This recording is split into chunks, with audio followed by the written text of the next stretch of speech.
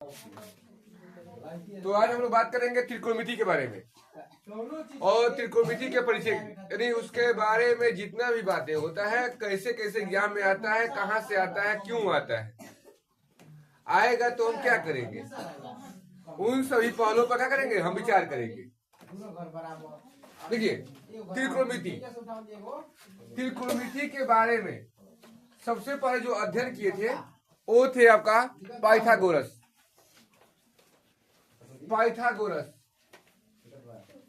एक एक बात को ध्यान समझिएगा। त्रिकोणमिति के बारे में जो हम लोग को बताएं और जो सबसे पहले अध्ययन किए वो थे पाइथागोरस। और पाइथागोरस क्या बोले थे कि एक समकोण त्रिभुज के बारे में बताए थे। तो यह देखिएगा, त्रिकोणमिति में हम किस त्रिभुज का अध्ययन करते हैं, तो हम समकोण त्रिभुज का अध्ययन करते हैं। एक एक चीज को ध्यान रखिएगा।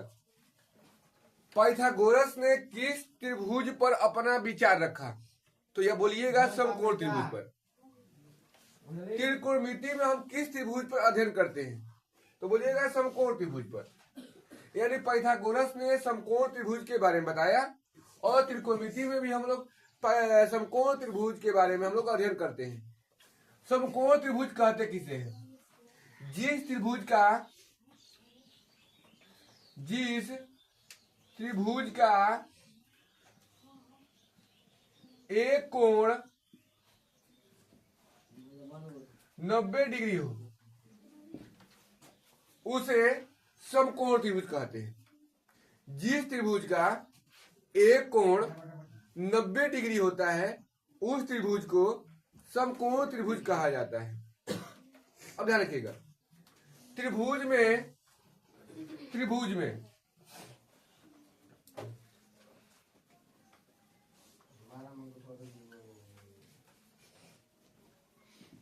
सभी कोणों का मान कहे या योग कहे, सभी कोण का योग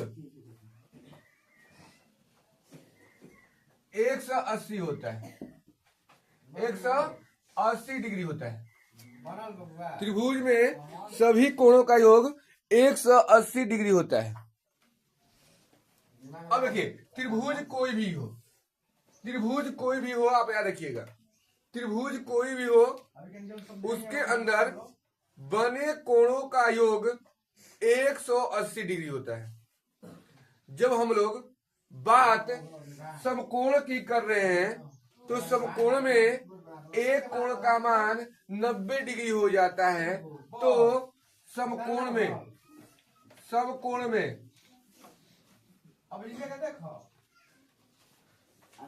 बाकी बचे दो कोणों का योग, बाकी को हम लोग लिख सकते हैं शेष बचे दो कोण का योग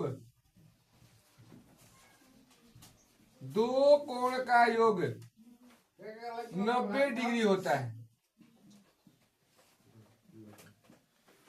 एक एक बात पर आप याद रखिएगा। त्रिकोणमिति की हम लोग बात कर रहे हैं, इस पर हम लोग विचार कर रहे हैं। त्रिकोणमिति होता क्या है? त्रिकोणमिति के बारे में जो सबसे पहले बात बताए थे वो थे पाइथागोरस जी। पाइथागोरस ने हमें समकोण त्रिभुज के तहत त्रिकोणमिति को अध्ययन करने का बात कहा। तो याद रखिएगा, पाइथागोरस ने किस त्रिभुज के बारे में हमें बताया, तो समकोण त्रिभुज। त्रिकोणमिति में हम लोग किस त्रिभुज का अध्ययन करते हैं, तो बोलिएगा समकोण त्रिभुज। अब होता क्या है, समकोण त्रिभुज किसे कहते हैं? जिस त्रिभुज का एक कोण 90 डिग्री होता है उसे समकोण त्रिभुज कहते हैं।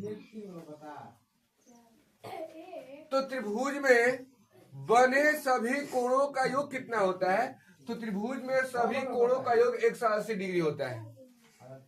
इसके बाद हम लोग देखें कि समकोण में जब सभी कोणों का योग आपका 180 हो गया और एक कोण आपका समकोण है यानी 90 डिग्री है, तो शेष बचे दो कोणों का योग, शेष बचे दो कोणों का योग कितना होगा? तो 90 होगा। अब देखिए, अब ध्यान दीजिए, पाइथागोरस जी कैसे त्रिभुज का हम अध्ययन कर रहे थे? समकोण त्रिभुज का। समकोण त्रिभुज आपका ऐसा होता है, अर्थात समकोण त्रिभुज का आकृति कुछ ऐसा होता है। अर्थात कैसा? अब ऐसे कहने बोले कि क्या यह त्रिभुज हमारा समकोण है, तो इस पर विचार नहीं कर सकते हैं, विचार नहीं कर सकते। क्यों नहीं कर सकते हैं भाई विचार? क्योंकि इसमें कुछ दर्शाया नहीं गया है, बस यह त्रिभुज के बारे में लिखा गया है। अर्थात त्रिभुज किसे कहते हैं? एक बात आया कि त्रिभुज किसे कहते हैं?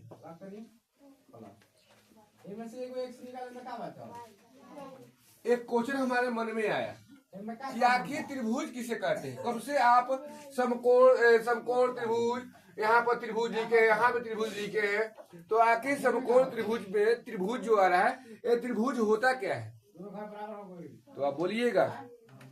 तीन भुजाओं, देखिए, एक भुजा,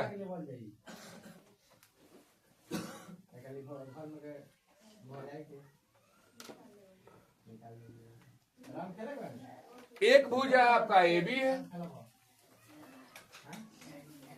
एक भुजा आपका BC है, और एक भुजा आपका AC है। हम तीन को भुजा लिए। भुजा मतलब देखिए, हम लोग का ये भुजा है, बाह, तीन भुजा, तीन भुजाओं से घिरी हुई बंद, एक खुला है ना, अभी खुला है ना, बंद चाहिए, यानी कहीं से ओकरा हवा ना लगेगा चाहिए। हवा लागी तो मुरझा जाई, वो अनारकली ही है। याद रखिएगा, याद रखिएगा कि त्रिभुज में जो भुजा होती है वो बंद होती है।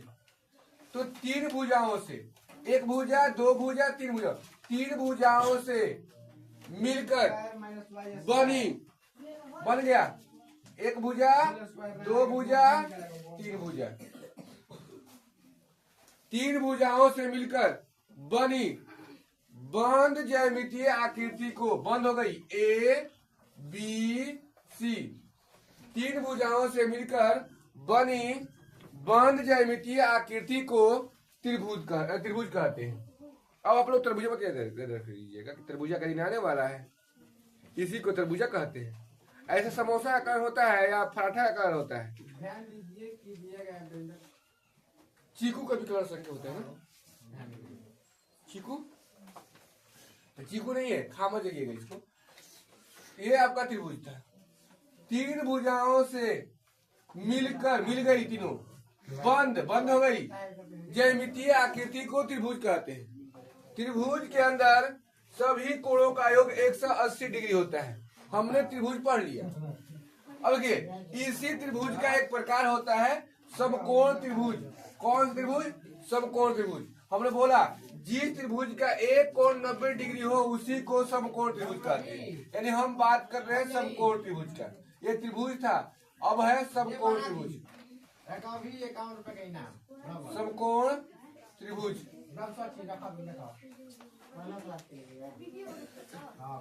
समकोण त्रिभुज, जिस त्रिभुज का एक कोण समकोण हो, समकोण बन गया यहाँ पर 90 डिग्री, यानी एगो सुतल होके आ एगो ओकरा ऊपर खड़ा होके। एगो सुतल भी है, एगो सुतल है और ऊपर से क्या है, खड़ा है। तो वो क्या हो जाएगा, एक दूसरे का लंबवत हो जाएगा। जैसे हम लोग पृथ्वी के ऊपर क्या है, लंबवत खड़े हैं, है ना। ये जो दीवार खड़ा है, ये दीवार क्या है, पृथ्वी पर लंबवत खड़ा है। तो यहाँ पर पृथ्वी और दीवार के बीच, धरती और दीवार के बीच जो कोण बनेगा, कितना बनेगा, 90 डिग्री। यदि हम पृथ्वी पर खड़े हैं तो पृथ्वी और हमारे बीच जो कोण बनेगा वो बनेगा 90 डिग्री का, क्योंकि हम लंबवत खड़े हैं। कैसे खड़े हैं? लंबवत खड़े हैं। या देखिएगा, ये हो गया 90 डिग्री। अब ये ए बी सी। अब ध्यान रखिएगा, ए आपका हुआ 90 डिग्री, यानी यही आपका समकोण है। क्या है? समकोण। तो एक तो समकोण है तो कितने डिग्री का हो जाएगा? 90 डिग्री का। तो एक कोण समकोण हो गया, 90 डिग्री का हो गया। तो शेष बचे दो कोणों का योग कितना हो जाएगा? तो एक के लिए 90 हो गया। पूरा का मान होता है 180। इसमें जितने अंदर बनता है कोण उसका मान होता है 180 डिग्री। एक कोण का मान हो गया 90 डिग्री, बचा शेष दो कोण, उसका मान कितना हो जाएगा? तो 90 जब हटा 180 में से 90 हटा तो बचा 90, यानी शेष बचे दो कोणों का योग कितना हो जाएगा? 180। यदि 90 डिग्री कितना हो जाएगा? 90 डिग्री। तो यहाँ तक किसी को दिक्कत नहीं है? चलो उतार लो। तो अभी हम लोग बात किए पाइथागोरस के बारे में। अब देखिए, पाइथागोरस ने समकोण त्रिभुज के बारे में क्या क्या बोले। इन्होंने यानी पाइथागोरस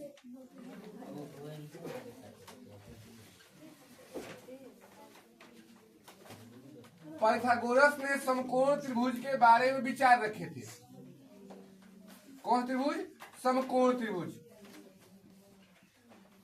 समकोण त्रिभुज के बारे में विचार रखे। ये क्या बोले कि देखिए, समकोण त्रिभुज में जो बड़ी भुजा होती है, समकोण त्रिभुज में जो बड़ी भुजा होती है वह शेष दो बड़ी भुजा होती है, उसका वर्ग शेष दो भुजाओं के वर्गों के योग के बराबर होता है। क्या बोले? बोले कि किसी भी समकोण त्रिभुज में किसी भी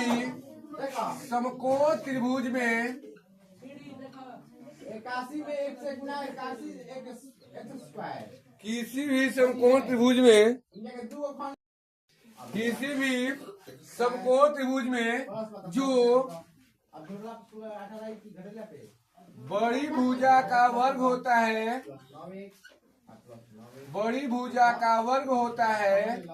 किसी भी समकोण त्रिभुज में बड़ी भुजा का वर्ग शेष, ध्यान दो शेष दो भुजाओं के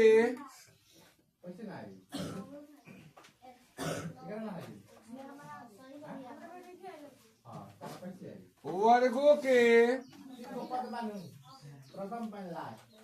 योग के बराबर होता है।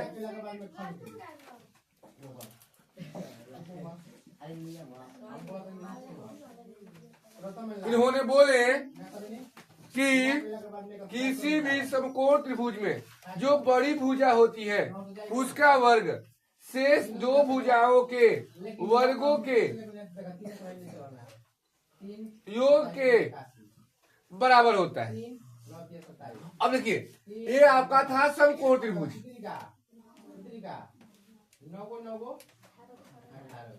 यहाँ कर दिया हम समकोण,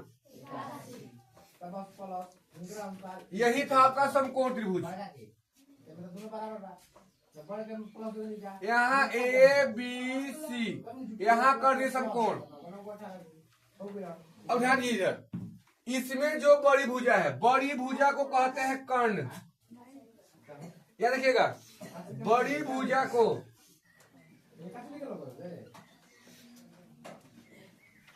क्या बोलते हैं? कर्ण बोलते हैं।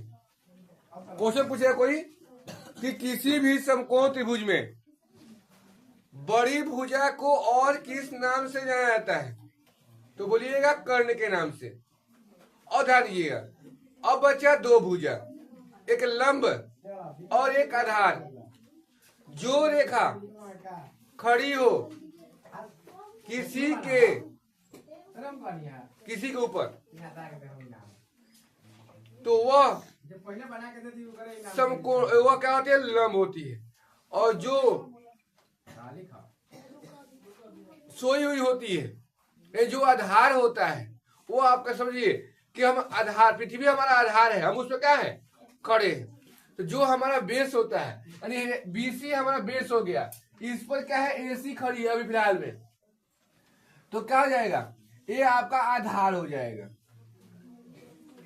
और ये क्या हो जाएगा, लंब हो जाएगा। तो ये क्या बोले किसी भी समकोण त्रिभुज में, ध्यान दीजिएगा, अब इसके बारे में पढ़ेंगे।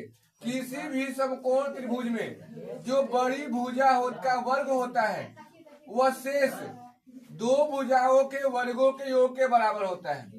हमने समकोण त्रिभुज को देखा, समकोण त्रिभुज में तीन भुजा हुए, एक भुजा, दो भुजा और तीन भुजा। बड़ी भुजा को कर्ण कहते हैं, जो भुजा आपका नीचे उसको आधार बोलते हैं और जो खड़ी है उसको लंब बोलते हैं। यानी एक लंब हुआ, क्या क्या मुझे मिला, एक लंब मिला, एक आधार मिला और एक कर्ण मिला। एक लंब, एक आधार और एक कर्ण, यही तीनों मिले, लंब, आधार और कर्ण। अब इन्हीं तीनों को मिलाकर हमें विचार करना है कि आखिर हमारा पाइथागोरस जी कहे क्या थे। देखिए क्या कहे थे कि जो बड़ी भुजा होती है, तो बड़ी भुजा कौन इसमें है, कौन है बड़ी भुजा, कर्ण है। कौन है, कर्ण है, यानी कर्ण किसी भी समकोण त्रिभुज, यहाँ जो परिभाषा लिखा है वही हम देख रहे हैं, किसी भी समकोण त्रिभुज में, समकोण त्रिभुज हो गया यहाँ पर, जो बड़ी भुजा, अच्छा बड़ी भुजा कौन है, कर्ण है, कर्ण हो गया, का वर्ग, अच्छा इसका वर्ग कर दे रहे हैं, वर्ग, शेष दो भुजाओं के, अच्छा शेष है अभी, शेष क्या है, एक हमारा लंब है और एक क्या है, आधार। जैसे जैसे कहेगा वैसे वैसे करेंगे। वर्गों इसका भी वर्ग करना है, इसका भी वर्ग कर दिए, वर्गों के योग, अच्छा इसको जोड़ना है, जोड़ दिए, के बराबर होता है, बराबर करना है। जैसा जो कहा हम पढ़ते गए और लिखते गए, जैसे ध्यान दीजिएगा। फिर देखिए इसको लाइन में देखते जाइए, लाइन में देखते जाइए। कह रहा है किसी भी समकोण त्रिभुज में, अच्छा समकोण त्रिभुज यहाँ है, यहाँ तक हो गया, पढ़ लिए यहाँ तक, लाइन बाय लाइन पढ़ेंगे। हमारा एक भी मैथ गलती नहीं होता है और बनाने में भी थोड़ा सा आसान होता है। जो बड़ी भुजा होती है, बड़ी भुजा यहाँ लिखा हुआ है, क्या होता है, कर्ण होता है, हमने कर्ण लिख लिया। चलो भाई, बड़ी भुजा का वर्ग, अच्छा इसका वर्ग करना है, वर्ग कर दिए। शेष, अच्छा शेष कौन कौन, शेष दो भुजा कौन कौन, एक लंब है और एक आधार है, हमने लंब लिखा, लंब, और एक क्या है, आधार है। शेष जो बचा उसको लिख लिए। दो भुजाओं, शेष दो भुजाएं, हमने दो भी कर लिया, एक लंब और आधार के वर्ग, अच्छा इसका भी वर्ग करना है, हम कर दिए वर्ग के योग, इसको जोड़ना है। योग मतलब होता है जोड़, अंतर मतलब होता है घटाव, गुणनफल मतलब होता है गुणा, भागफल मतलब होता है भाग। देखिए योग कर दिए, के बराबर होता है, हमने बराबर कर दिया, यही त्रिक, इसी को बोलते हैं पाइथागोरस त्रिक।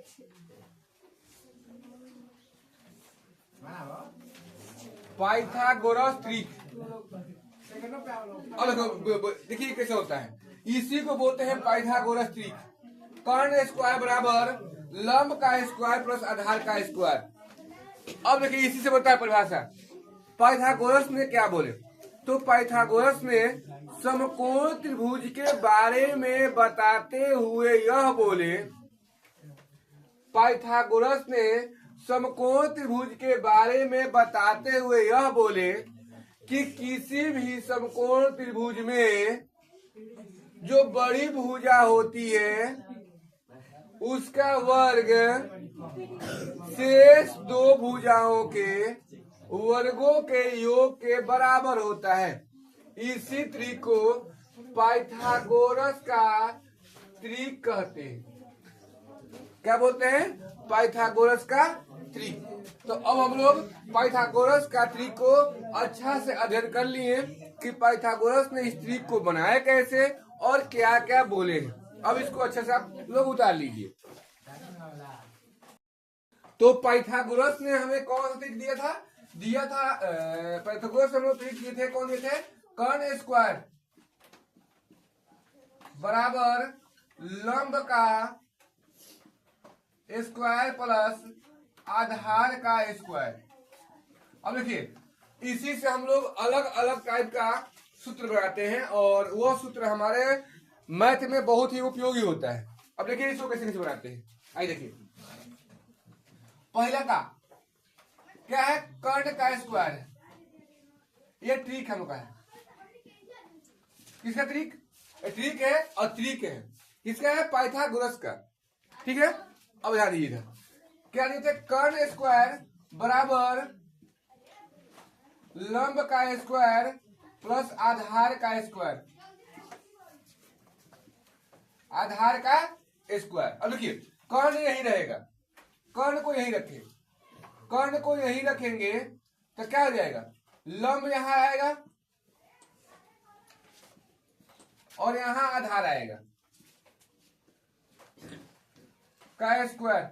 यहां से रूट हटा, यहां गया गया ना? किसी को दिक्कत नहीं ना? अब देखिए, यही आपका ये हो गया। अब अगला ध्यान दीजिएगा, यदि आपको लंब का मान निकालना है तो लंब को यहां लिखा है लंब का स्क्वायर, तो यहां पर कौन हमेशा पहले रहेगा? पहले से है आधा लंब। ध्यान दीजिए, इधर लंब को यहां रखे तो कौन तो यही रहेगा ना?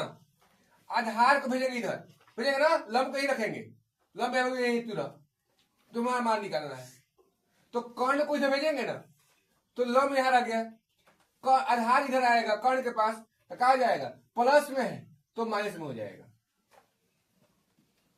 इसे ध्यान रखिएगा। हम यदि कहीं का दामाद जी हैं, पहुना, तो वहां जाएंगे तो मान लीजिए घर पर फटे पुराना हाफ पैंट, कैसा भी टी शर्ट, कैसा भी कपड़ा पहन रहे हैं, वहां जाएंगे तो अच्छा अच्छा कपड़ा पहन जाएंगे ना, तो जो गरीबी दिख रहा रहेगा वहां पर जाकर दिखेगा अमीरी, और मेरे दामाद जी बहुत अमीर है, ऐसा होगा ना फीलिंग लोग। जैसे मेरे पास बुलेट गाड़ी नहीं भी होगी तो किसी का मांग लेंगे और 50 रुपए के तेल उसमें डाल देंगे, भले टंकी मुझे हिलाना पड़े, बाकी जाएंगे तो बुलेट से जाएंगे क्योंकि मुझे वहां अमीर दिखाना है। तो वही ये देखो, यहाँ प्लस में है खागुल, आगे किस में? माइनस में। यदि माइनस में रहता तो किस में रहता? प्लस में। देखिए, तो यहाँ हो जाएगा लंब का यही रखेंगे, लंब को यही रखेंगे तो क्या हो जाएगा? कर्ण का स्क्वायर माइनस आधार का स्क्वायर, किसमें हो जाएगा? रूट में। अब बोलिए रूट कहां से आ रहा है सर? देखिए, जब यहां से स्क्वायर हटेगा, जब वर्ग हटता है तो दूसरी तरफ रूट चढ़ा दिया जाता है। अब अगला है, अगला क्या है? आधार। अब के लिए आधार का मान निकालेंगे, आधार का मान निकालेंगे, आधार को ही रखेंगे तो कर्ण यहां है, कर्ण वहीं के वहीं है, तो कर्ण स्क्वायर क्या हो जाएगा? लंब स्क्वायर, लंब स्क्वायर। अब यदि आधार को रखेंगे, आधार को यही रखेंगे, आधार का मान निकालना है तो क्या हो जाएगा? कर्ण का स्क्वायर माइनस लंब का स्क्वायर, किसमें हो जाएगा? रूट में हो जाएगा। तो आज हम पार्ट 1, देखिए ये आपका पार्ट 1 था, त्रिकोणमिति का पार्ट 1, यानी कहे तो भाग 1 था। आप लोग आज त्रिकोणमिति का भाग 1 पढ़े, ऐसे ही भाग 2 भाग 3 करके त्रिकोणमिति के बारे में हम एक एक चीज आपको क्या करेंगे? समझाएंगे। यदि आप लोगों को इसमें कुछ नया चीज भी जानना हो तो आप लोग कमेंट कर दीजिएगा कि हाँ सर मुझे इस चीज के बारे में बता दीजिए, तो हम कोशिश करेंगे उस पर एक अलग वीडियो बनाकर डाल देंगे। तो आप लोग पार्ट 2 का अगले दिन इंतजार कीजिए, अगला आएगा। तब तक आप लोग पार्ट 1 को अच्छा से रिवीजन कर लीजिएगा और हम पार्ट 2 जल्दी ही लेकर आएंगे। मिलते हैं हम लोग अगले दिन। तो कमेंट करके बताइएगा कि आज का वीडियो आप लोग कैसा लगा। यदि अच्छा लगा हो तो वीडियो को लाइक कर दीजिएगा, चैनल को सब्सक्राइब कर दीजिएगा यदि आप नए हैं तो, और अपने दोस्तों के पास टेलीग्राम, फेसबुक, इंस्टा, व्हाट्सएप, जहां जो भी जरिया हो उसके द्वारा आप शेयर कर दीजिएगा। Thank you.